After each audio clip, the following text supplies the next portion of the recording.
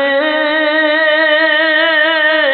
আল্লাহ কই জিবরাইল শোনো নাও, তুমি আসমান সাজাও জমিন সাজাও, তুমি আসমান সাজাও জমিন।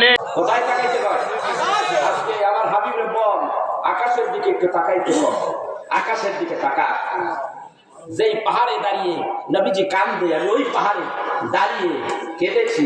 অনেক ইন্দোনেশিয়া, বিভিন্ন উজিরিস্তান, আফগানিস্তান, পাকিস্তান, ওই সময় এই লোকের সংখ্যাটা বেশি ছিল। অনেক মহিলারা দেখি ওই বালুর উপরে গড়াইতেছে, তো আমার খুব ডাকের কাপড় চুপড় গায়ের মধ্যে। ওই অবস্থায় আমি গড়ান শুরু করে দিলাম।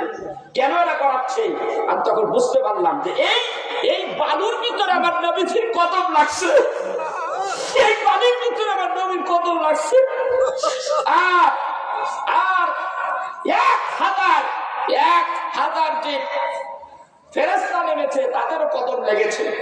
এই জন্য আমি কয়েকটা ঘুরুন্টি দিলাম, পুলিশ এসে গেল আমার সামনে। এটা করা যাবে না, আমার নিষেধ করলো। কে কার কথা শোনে? আমি কতক্ষণ গড়াইলাম, একটা বোতলের ভিতরে কিছু বালু নবীর কদমের নিচে বালু ঢুকাইলাম, ঢুকাইয়া আমি বাংলাদেশে নিয়ে এসেছি। আমি জানি না এটা কি হয়, কতটুকু কি হবে আমি জানি না। আমি মোহাম্মদ এটা দিয়ে আসছি। আমি দেখেছি মক্কা নগরে অসংখ্য কবুতরের ঝাঁক, ঝাঁকে ঝাঁকে হাজারে হাজারে লক্ষ লক্ষ কবুতর। জিবরাইল আসিয়া বলেন, ওগো নবীজি আর কাঁদবেন না, আপনারই কান্না আল্লাহ তাআলা সইতে যে আর পারেন না। আল্লাহুম্মা সাল্লি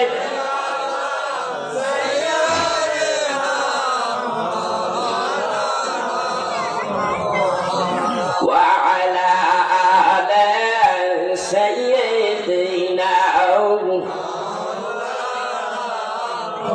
আমরা সবাই গুনাহগার যে নবীজি আপনাই চিনলাম না। আমরা সবাই গুনাহগার যে নবীজি আপনাই চিনলাম না।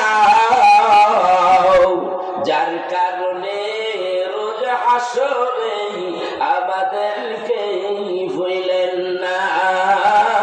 আল্লাহুম্মা সাল্লি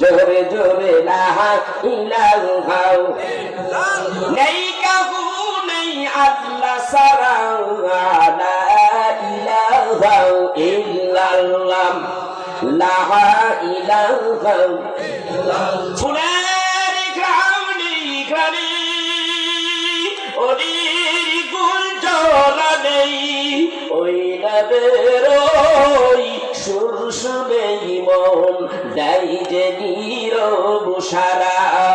লা ইলাহা আর জোরে লা ইলাহা লা ইলাহা নেই কাহু নেই আল্লাহ সারা, লা ইলাহা লা ইলাহা।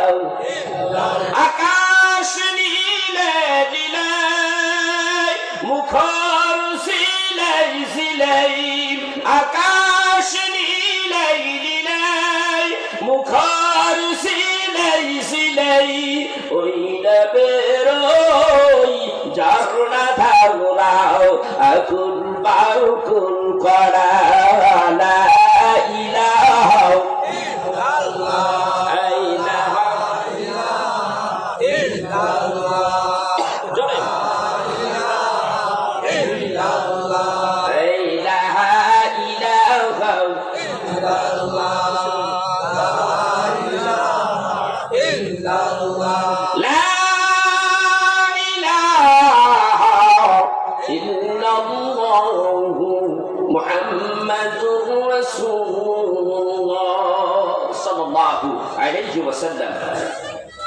মহান মনিবের দরবারে শুকরিয়া আদায় করি। কেন শুকরিয়া আদায় করি?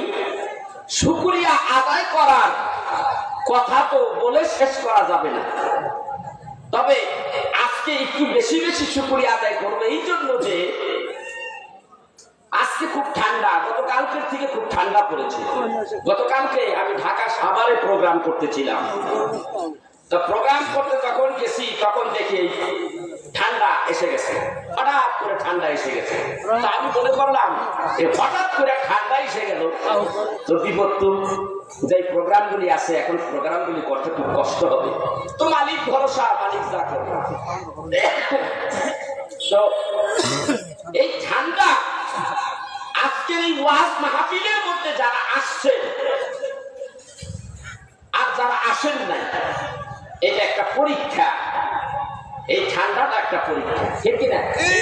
এই ঠান্ডার ভিতরে যারা কোরআন হাদিসের ওয়াজ শুনতে যারা এসেছে, এই মানুষগুলি হলো বিজয়ী। আল্লাহু আকবার বলবেন না?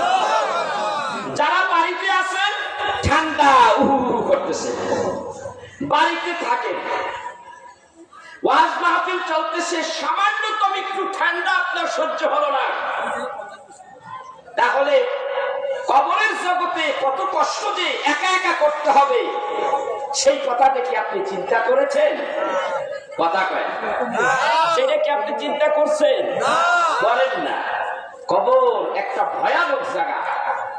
আমরা যখন বাংলাদেশ থেকে বিদেশে যাই এয়ারপোর্টে, তখন আমাদেরকে একটা চেকিং মেকিং করে, করে কি করে না? ওটারে কি কয়? ইমিগ্রেশন। এয়ারপোর্টে যেরকম ইমিগ্রেশন করতে হয়, আমি এই বছরও মক্কা শরীফ, কুয়েত, লেবানন ঘুরে আসলাম। কত যে আমি বাংলাদেশের থেকে আরো বেশি জটিল হয়ে যায়। কি যে ইমিগ্রেশন!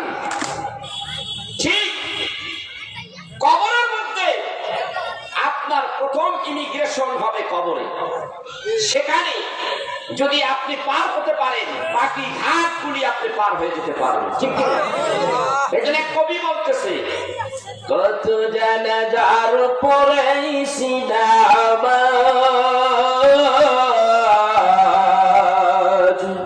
দিয়েছি কত দাফন, কত জানাজার পড়াইছি নামাজ, দিয়েছি কত দাফন, কোথা যেন আছে আমার তৈরি সাদা কাপড়, দিয়েছি কত দাফন,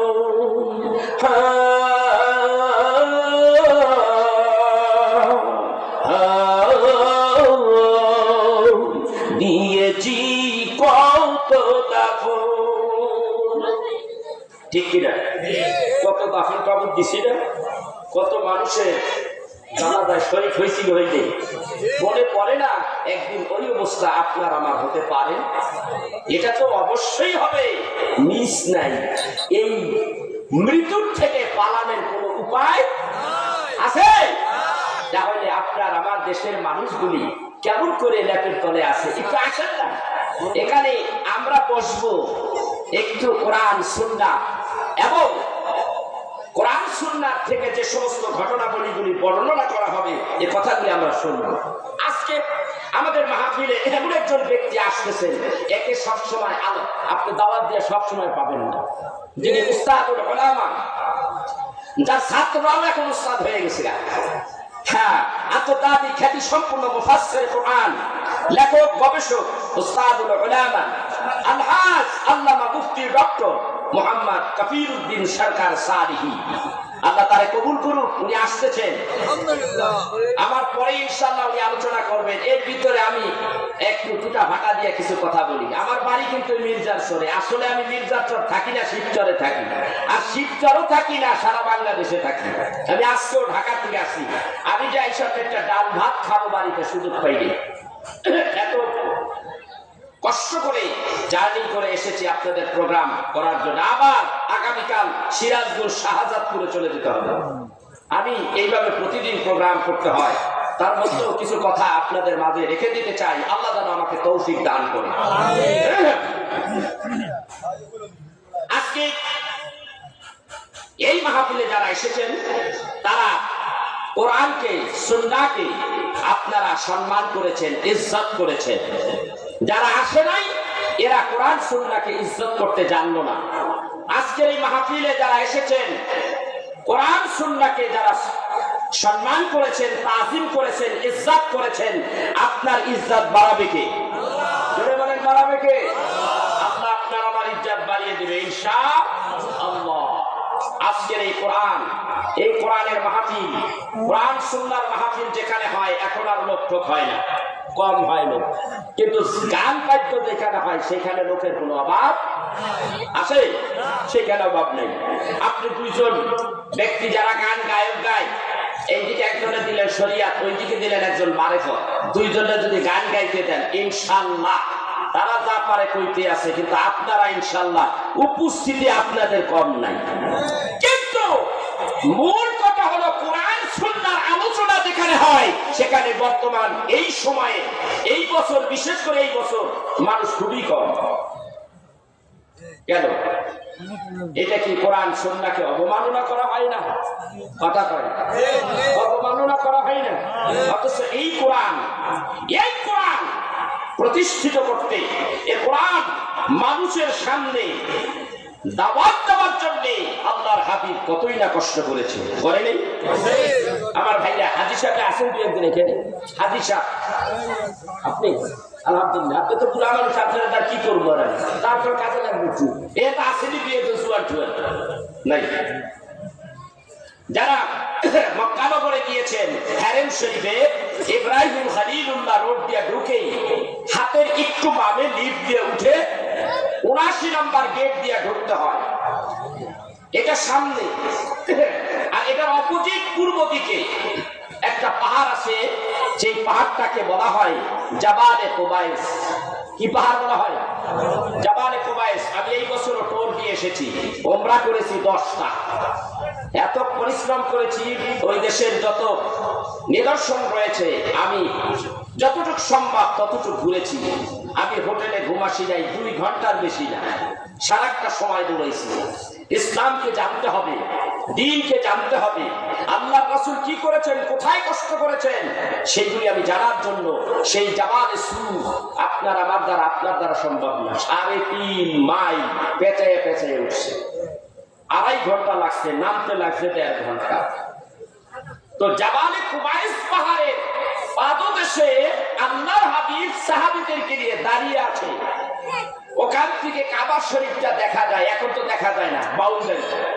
কথা বুঝতে পেরেছেন? তো যেখানে আল্লাহর হাবিব কথা বলেন ওখানেই তার বাড়ি, ওখানেই তার জন্ম। জাবালে কুবাইস পাহাড়ের পাদদেশে মওলুদুন নবী সাল্লাল্লাহু আলাইহি সাল্লাম, নবীর জন্ম যেই ঘরে হয়েছে সেই ঘরটা এখনো আছে। ওখানে দাঁড়িয়েছে। আর ওই রোড, মাঝখান দিয়া রোড, বিশাল high road, Mecca to Medina. এটা বেঁকা হইয়া হিজরত রোডের সাথে ইব্রাহিম খলিলুল্লাহ রোডের সাথে লেগে গেছে। তো ওখানে হাবিবুল্লাহ নবী দাঁড়িয়ে বলতেছে যে কাবা ঘরের কিনারে একটা মঞ্চ তৈরি করা দেখা যাচ্ছে এখান থেকে, মোটামুটি ভালোই একটু দূর। ওখান থেকে কাবা শরীফের দূরত্বটা হবে, যেখানে রাসূলুল্লাহ সাল্লাল্লাহু আলাইহি ওয়াসাল্লাম দেখতে পাচ্ছেন প্রায় 0.5 কিলোর মতো প্রায়। ওখান থেকে দেখতেছে কাবা ঘরের কিনারায় একটা মঞ্চ তৈরি করা আছে। সেই মঞ্চটা দেখে রাসূলুল্লাহ সাল্লাল্লাহু আলাইহি ওয়াসাল্লামের ইচ্ছা হলো যে এই মঞ্চের উপরে কে পারো একটু কোরআনুল কারীম তেলাওয়াত করে আসতে পারো। কি মজার দিন, কি মজার ইসলাম, কি মজার কোরআন, কি মজার হাদিস, এটা একটু বোঝার চেষ্টা করে, উপলব্ধি করে, আপনি বুঝতে পারবেন।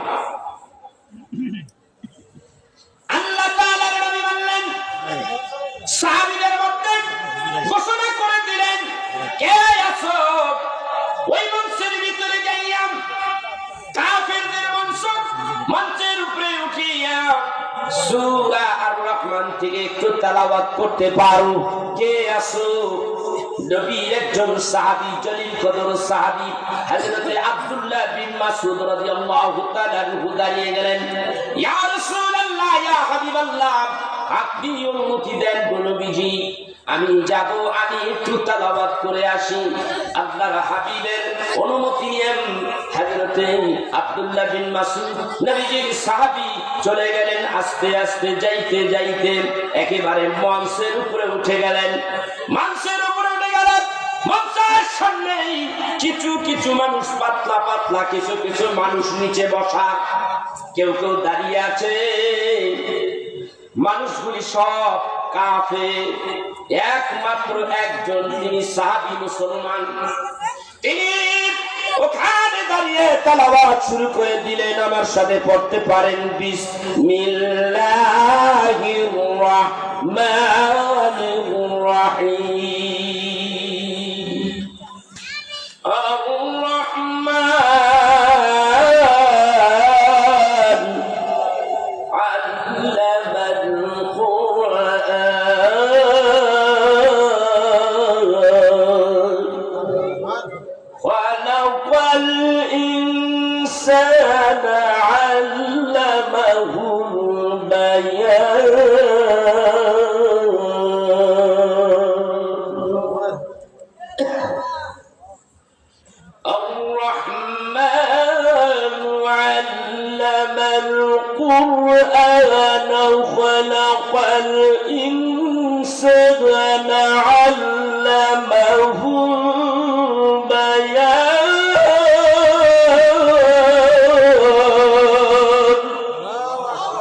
এইভাবে তেলাওয়াত চলছে তো চলছে।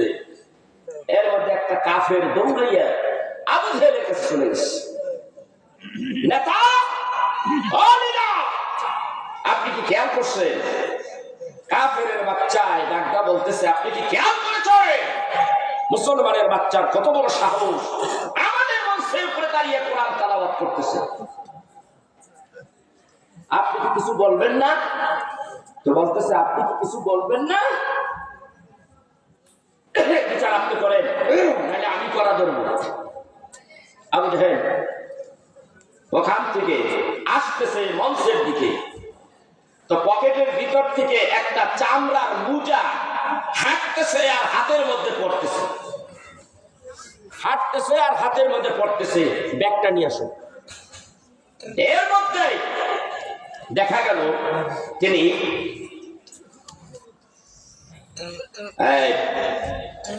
সামনের দিকে চলে আসেন, আস্তে আস্তে মঞ্চের দিকে উপরে উঠলেন। তিনি তেলাওয়াত করতেছে, হাতের মধ্যে চামড়ার মুজা। এই চামড়ার মুজা পরিয়া সাহাবী হযরত আব্দুল্লাহ বিন মাসউদ, আব্দুল্লাহ বিন মাসউদের কান বরাবর এত জোরে একটা থাপ্পড় লাগাইয়া দিল। এই থাপ্পড়ে হযরত আব্দুল্লাহ বিন মাসউদের কোরআন তেলাওয়াত বন্ধ হয়ে গেল।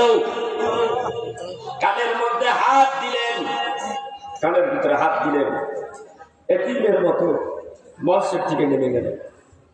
নেমে একটু আগাইলেন, আগানোর পরে দেখতেছে কানের ভিতর দিয়ে রক্ত বের হচ্ছে। কি বের হচ্ছে? রক্ত বের হচ্ছে। হায়রে ইসলাম, হায়রে কোরআন, হায়রে দ্বীন। এখন তিনি দেখতেছে রক্ত যখন এসে গেছে, তাহলে আমার কানের পর্দা ফেটে গেছে। কানের ভিতরে এই কাছাকাছি দিয়ে রক্তগুলি গড়াইয়া গড়াইয়া পরে, এইগুলি মুছিয়া মুছিয়া হাবিবুল্লাহ নবীর দিকে যায়। এরপরে কানের ভেতরেই আঙ্গুলটা দিয়ে কানের গোড়ায় এইভাবে কানটা চাপ দিয়ে ধরে রেখেছেন। আল্লাহর হাবিব বলেন, কি রে সাহাবী আব্দুল্লাহ রে, আমি বললাম তোমাকে সূরা রহমান থেকে একটু তেলাওয়াত করে আসো ওই মঞ্চের ভিতরে। তুমি এত তাড়াতাড়ি ওখান থেকে চলে আসলা, কোরআনের মায়া মুহাব্বত কি তোমার অন্তরে নাই?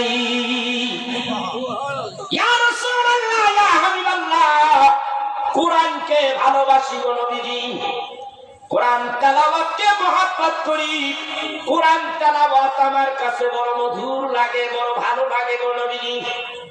নবীজি আপনি বলেছেন, সেই জন্যই তেলাওয়াত করার জন্য আমি আজরাইলের বাড়িতে গেছিলাম। কই গেছে? আজরাইলের বাড়ি। আসলে আজরাইলের বাড়ি তুই কাফেরদের মধ্যে, বুঝেন না, ধরলে তো অবস্থা খারাপ করে নেব, ঠিক কি না?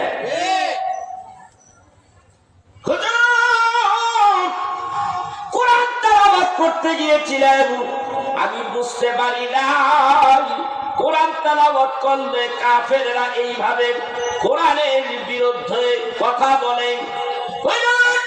আমাকে কোরআন তেলাওয়াত করতে দেয় নাই, মাত্র কিছু কিছু কোরআন তেলাওয়াত করেছি, ভালো মতো তেলাওয়াত করতে পারি নাই।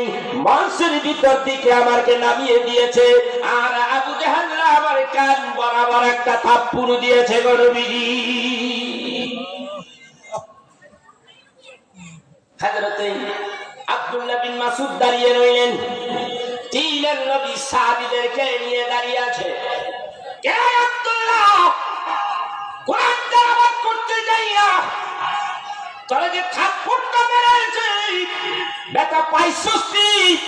হুজুর একটুখানি ব্যথা পেয়েছি গো হুজুর, বেশি না।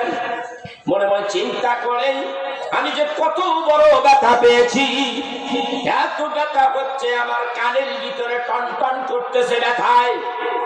এই ব্যথার কথা যদি আমি আমার রাসূলকে জানাইয়া দেই, কানটা ফাটিয়া দেয়, রক্ত পড়তেছে, তাও যদি আমার নবীকে জানিয়ে দেই, আমার নবীজি কষ্ট পাবে, ব্যথা পাবে। বলবো না, বলবো না।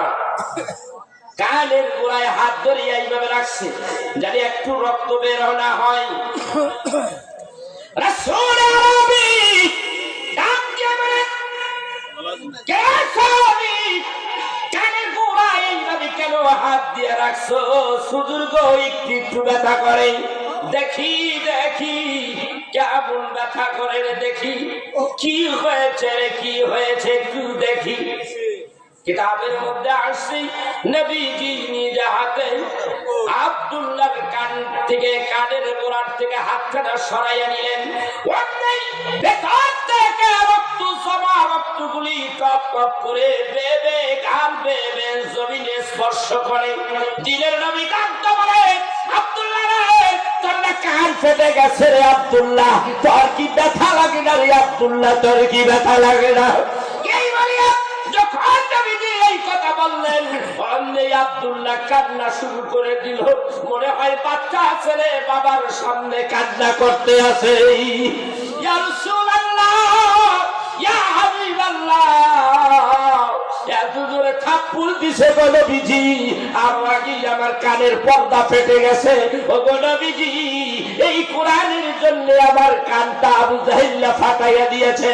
ও গো নবীজি, এই কান ফাটার পরে রক্তগুলি বলকাইয়া বলকাইয়া ভেতর থেকে বের হয়ে আসতেছে গো নবীজি, ব্যথা লাগতেছে, কষ্ট সহ্য করতে পারি নাই।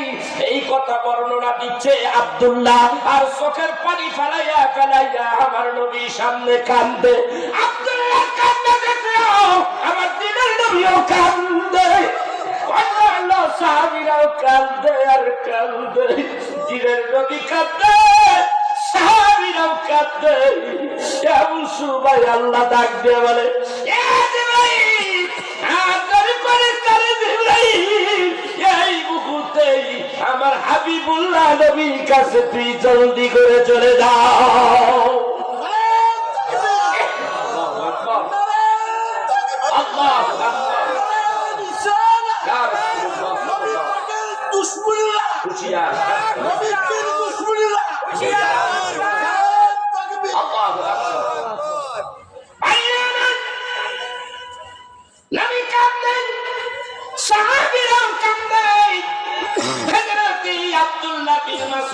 কান্দে।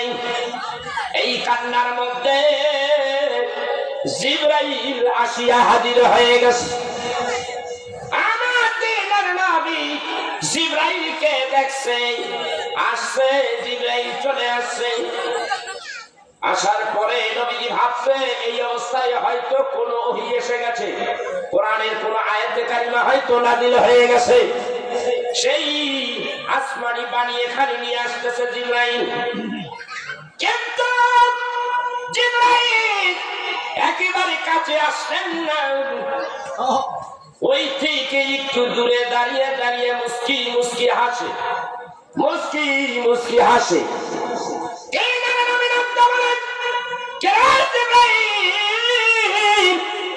কি হয়েছে রে জিবরাইল, আজকে তোমার কি হয়েছে, তুমি মুস্কি মুস্কি হাসো? জিবরাইল রে, আমার আব্দুল্লাহর কান ফাটাইয়া দিয়েছে আবু জাহিল, রক্ত করে পড়ে আবু জাহেল আমার সাহাবীর কান ফাটিয়ে দিয়েছে। আমার সাহাবী কান্দে, আমার সাহাবীর কষ্ট হচ্ছে, যার কারণে আমি নবী রহমতের নবীও কান্দি। আমার সব সাহাবীগুলি কান্দে আমার আব্দুল্লাহর জন্য, আমি নবীও কান্দি। যেখানে সবাই কান্দে, তুমি জিবরাইল এই জায়গায় আসিয়া তুমিও কাঁদবা, কিন্তু তুমি কান্দো না, তুমি কাঁদো না জিবরাইল, তুমি না কাঁদিয়া এইভাবে কেন মুস্কি মুস্কি হাসো জানতে চাও? ঘরে বলো, তুমি এইভাবে হাসতেছো কেন? ইয়া রাসূলুল্লাহ, হাবিব, এইভাবে হাসতেছি, হাসার মধ্যে রহস্য আছে, বলো বলো, আমাকে বলো। ইয়া রাসূলুল্লাহ, ইয়া হাবিবাল্লাহ, এই হাসার রহস্য বলা যাবে না গো নবীজি, বলা যাবে না, আল্লাহ নিষেধ করে দিয়েছে গো নবীজি। এই হাসির জবাব মক্কা নগরে বলবো না গো নবীজি, যদি বলতে হয় আল্লাহ বলে দিয়েছে মদিনায় জবাব দিস। কোথায় জবাব দিতে হচ্ছে? মক্কায় হবে না, মদিনায় হবে। আল্লাহু আকবার বলবেন না? আল্লাহু আকবার, আল্লাহু আকবার, আল্লাহু আকবার। কোরআনের জন্য সাহাবী রক্ত ঝরিয়ে দিয়েছে, নবীজি কান্দে, সাহাবীরা কান্দে, জিবরাইল মুস্কি মুস্কি হাসে। কারণটা কি? কি হয়েছে? এই মক্কা নগরের জবাব দেব না, মদিনায় গেলে জবাব হবে গো নবীজি। কথা বললেন। আমার ভাই, আমার বন্ধুরা, এই রহস্যটা কি? রহস্যটা কি বলবো? মদিনায় যাইতে হয়। আমি এখানে বলতে, এখানে রাখতে চাইছিলাম। কোরআনের জন্য সাহাবীরা কত কষ্ট করলো, রক্ত ঝরিয়ে দিল। তো আমি মদিনায় যাইতে হয়। কেন মদিনায় যাব? বুখারী শরীফের মধ্যে কিতাবুল মাগাজি একটা চ্যাপ্টার আছে। হুজুর আছে মা, এখানে হুজুর আছে, আরে আলম মামা আছে, আমার ভাই মাওলানা মুফতি নিয়ামতুল্লাহ হুজুর কোথায়? বুখারীর মধ্যে তৃতীয় ভলিউমে কিতাবুল মাগাজি একটা চ্যাপ্টার আছে, জিহাদের আলোচনা। এখানে এসেছে যে ইসলামের প্রথম জিহাদ হয়েছে কোনটা? কথা পায় না, বদরে। এই বছরও আজকে কয় তারিখ? 26 তারিখ। গত মাসে 10 তারিখে আমি বদরের প্রান্তে ছিলাম। এই টাইমে ঠিক এই সময় বদরের প্রান্তরে, বদরের প্রান্তরে আমি যখন গিয়েছি, আমি ইতিহাসটা সব জানি। আমার সাথে একটা বিরাট একটা কাফেলা আছে। আমি বলতে বলতে আমি কেঁদে ফেলেছি। একটা পাহাড় আছে ওখানে, সেই পাহাড়টা হলো বালুর পাহাড়। সৌদি আরবের যতটুকু এলাকা আমি জুড়ে ঘুরেছি, যত পাহাড়গুলি আছে সব পাহাড়গুলি পাথর, খালি পাথর আর পাথর। কিন্তু ওই একটা পাহাড়ে দেখলাম বালুর পাহাড়। যেই পাহাড়ে আমার আল্লাহর হাবিব নেমেছে, ওখানে দাঁড়িয়ে দোয়া করেছে সাহাবীদের জন্য, এবং আল্লাহ রাব্বুল আলামিন খুশি হইয়া 1000 ফেরেশতা ওখানে নামিয়ে দিয়েছে। ইয তাস্তাগিসুনা রাব্বাকুম ফাস্তাজাবা লাকুম আন্নী মুবিদ্দুকুম বিআলফিন মিনাল মালা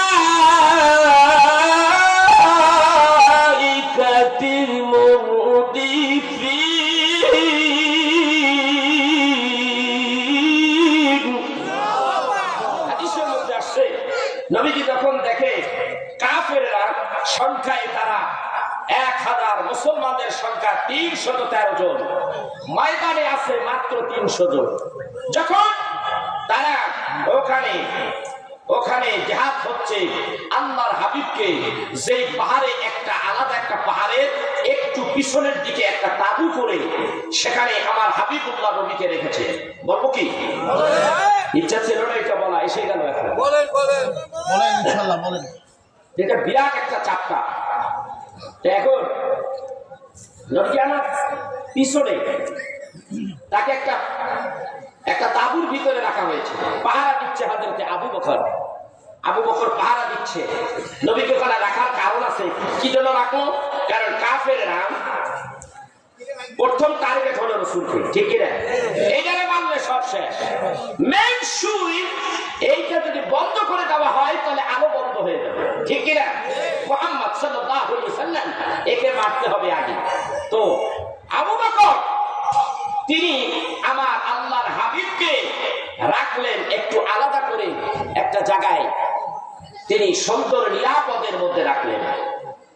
আবু বকর নিজে সেখানে নাঙ্গা তরবারি নিয়ে পায়চারি করে পাহারা দেয়।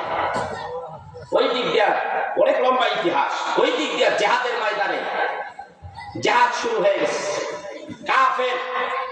কাফের মুশরিকদের বিরুদ্ধে মুসলমানেরা জিহাদ শুরু করে দিয়েছে। কতক্ষণ পর রাসূল আরবি সাল্লাল্লাহু আলাইহি ওয়াসাল্লাম তিনি ওই তাঁবুর ভিতরে চিন্তা করতেছে, আমার সাহাবীরা এই ময়দানে জিহাদ করতেছে আর আমি এখানে বসে থাকবো, এটা তো হয় না, এটা কেমন দেখায়? তার বিবেকে এই প্রশ্নটা জেগে উঠল। আমার সাহাবী বলেন, আজকে যে সাহাবীগুলি বদরের ময়দানে জিহাদের জন্য আসছে সংখ্যায় কম, এরা অস্ত্র পরিচালনা করতে পারে না ভালো মতো, কারণ ট্রেনিং নাই। এদেরকে ধরিয়া বাছাই করিয়া এই ময়দানে আমি নবী এনেছি। কি অবস্থায় আছে আমি একটু বের হইয়া আমি একটু দেখি কি অবস্থায় আমার সাহাবীগুলি আছে। হাদিস শরীফের মধ্যে আসছে, নবী বের হয়ে গেলেন। বের হইয়া উঁচু পাহাড়ের উপরে দাঁড়াইলেন। ছোট্ট একটা পাহাড়, তার চাইতে আর একটা বড় পাহাড় আছে। এই পাহাড়ের উপরে দাঁড়াইয়া নিচের দিকে তাকাইলেন। চাইয়া দেখার একটা সাহাবীও দেখা যায় না, শুধু কাফের আর কাফের দেখা যায়, সাহাবীগুলিকে দেখতে পাই না। নবীজি একেবারে পাগলের মতো হয়ে গেছে, কি ব্যাপার? আমার সাহাবীগুলি কই রে আমার সাহাবী নবী? চোখের পানি গুলি ছেড়ে দিলেন, চোখের পানি ছেড়ে দিয়ে কেঁদে ফেললেন হাউমাউ করে। একটা দৌড় মারলেন, একটা দৌড় দিয়া পাহাড়ের উপরে উঠে গেলেন। উঠিয়ে আল্লাহ দরবারে হাত তুললেন। বুখারী শরীফের হাদিসে এসেছে, হযরতে রাসূল আরবি সাল্লাল্লাহু আলাইহি ওয়াসাল্লাম দোয়া করার নিয়ম হলো এইভাবে তিনি মুনাজাত করবেন, কিন্তু আজকের দোয়াটা ব্যতিক্রম। হাবিব এইভাবে আসমানের উপরে মাথার উপরে হাত তুলিয়া কান্দে, আল্লাহ কই আল্লাহ, কোথায় রে আল্লাহ, তোমার সাহায্য কই? আমার সাহাবীগুলি এই মানুষগুলিকে আমি বদরের প্রান্তরে নিয়ে আসি কাফেরদের বিরুদ্ধে লড়াই করার জন্য।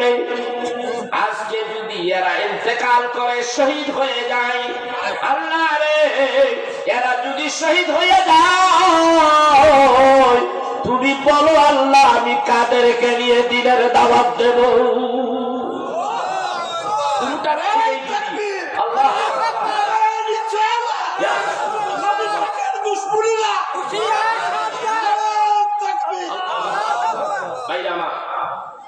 ব্যাপারটা শুরু করতে যাচ্ছি, শুরুতেই যদি শেষ হয়ে যায় এই ব্যাপারটা কেমন হলো? হায় আবার একটা সাহাবীও দেখা যায় না দেখার একটা কারণ আছে। মুসলমানদের সংখ্যা 300, কাফেরদের সংখ্যা 1000। এই 1000 মুসলমানদেরকে যদি ধরে, এরা তো ঢেকে যায়, তার চোখের সামনে 1000ই বেশি দেখা যায়, কিন্তু সাহাবীদের দেখা যায় না। কিতাবের মধ্যে আছে হযরতে নবীজি একটা চাদর পরনে ছিল, পেঁচিয়ে তিনি একটা চাদর পরেছেন, আরেকটা চাদর তিনি গায়ের মধ্যে লাগাইছে। পেঁচাইয়া তিনি যখন ঘর থেকে তাঁবুর থেকে বের হলেন, একটা দৌড়াইয়া ওই পাহাড়ের উপরে উঠাইয়া যখন এইভাবে আল্লাহর কাছে দোয়া করে, আল্লাহ গো এদেরকে মাইরো না রে, আল্লাহ এদেরকে মাইরো না।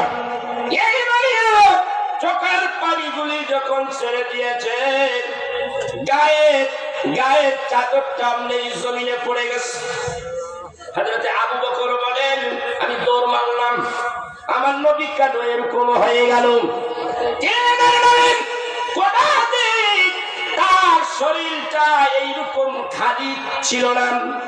যখন মুনাজাত করে এইভাবে হাতটা মাথার উপর উঠে ফেললেন, আপনি গায়ের চাদরটা জমিনে পড়ে গেলে আবু বকর দৌড় মারলেন, ইয়া রাসূলুল্লাহ, ইয়া হাবিবাল্লাহ, কাঁদেন এইভাবে কেন কাঁদেন গো নবীজি, কেন গো কাঁদেন? চাদরটা উঠাইয়া আল্লাহর হাবিবের গায়ের মধ্যে জড়াইয়া দিলেন। এইভাবে যদি আপনি কাঁদেন গো নবীজি, আমি আবু বকর সইতে পারি না গো নবীজি, আপনি কাঁদবেন না গো নবীজি, আপনি কাঁদেন না। আবু বকর, আমি কেন কাঁদবো না রে আবু বকর, কেন কাঁদবো না? আবু বকর রে, আমি যাদেরকে বদরের ময়দানে এসেছি, আমার একটা সাহাবী নাই, আমার একটা সাহাবী দেখা যায় না। আমার আবু বকর ডাকতে বলে, ইয়া রাসূলুল্লাহ, ইয়া হাবিবাল্লাহ, কাঁদবেন না গো নবীজি, আপনি একটু তাকায়া দেখেন, ওই যে সাহাবীরা আছে গো নবীজি, ময়দানে তারা টিকে আছে, সবাই শহীদ হয় নাই। আমি ওই যে দেখা যায় গো হাবিব, আল্লাহর হাবিব নিচের দিকে তাকায়, কাউকে দেখতে পায় না। এইরকম অবস্থা হয়ে গেল। হাবিব কান্দে, শুধু কান্দে, হাত ধরে কান্দে। অমনি আল্লাহ তাআলা জিবরাইলকে পাঠাইয়া দিলেন, জিবরাইল রে, যা রে জমিনে যাও, আমার হাবিবরে যাইয়া বল, হাবিব যেন মুনাজাত করে না, এইভাবে কান্দে না। আমার হাবিব যদি এইভাবে কান্দে না, আমি আল্লাহ সইতে পারি না। আমার হাবিবের কান্দে নিষেধ কর। আমার দিনের নবী তবুও কান্দে। জিবরাইল জমিনে আসেন, নবীজি হাত দুটো ধরে ফেললেন, ইয়া রাসূলুল্লাহ, ইয়া হাবিবাল্লাহ, কাঁদতে হবে না, মুনাজাত করতে হবে না, আপনি কাঁদবেন না গো নবীজি, আল্লাহ তাআলা আপনার কান্না সইতে পারে না। হাবিব গো, আপনি কাঁদবেন না। কে জানে নবী শোনে না, কান্দে আর কান্দে। আল্লাহ তাআলার পক্ষ থেকে জিবরাইল ডেকে বলেন, ওয়ালাম তাহিনু ওয়ালা তাহজানু ওয়া আনতুম আ'লাউনা ইন কুনতুম মুমিনিন। চিন্তা করেন না, কোন ভয় নাই, কোন চিন্তা নাই। যদি মুমিন হয় তাহলে বিষয় আমি মুসলমানদের হাতে রেখে দিয়েছি। আল্লাহু আকবার। ভাইরা আমার, বন্ধুরা আমার, দ্বীনের নবী কোনো কথা কয় না, নবীর কান্নাও বন্ধ হয় না। জিবরাইল আবার ডাইকে কয়, আল্লাহ রে, তোমার হাবিব কোনো কথা শোনে, তোমার হাবিব এইভাবে কাঁদবে, আমি জিবরাইল সইতে পারি না। আল্লাহ ডাইকে বলেন, যা রে আমার, যা আমার বন্ধুরে যাইয়া বল, আমার বন্ধু জানি কান্দে না। ওয়া কানা হাক্কান আলাইনা নাসরুল মুমিনিন।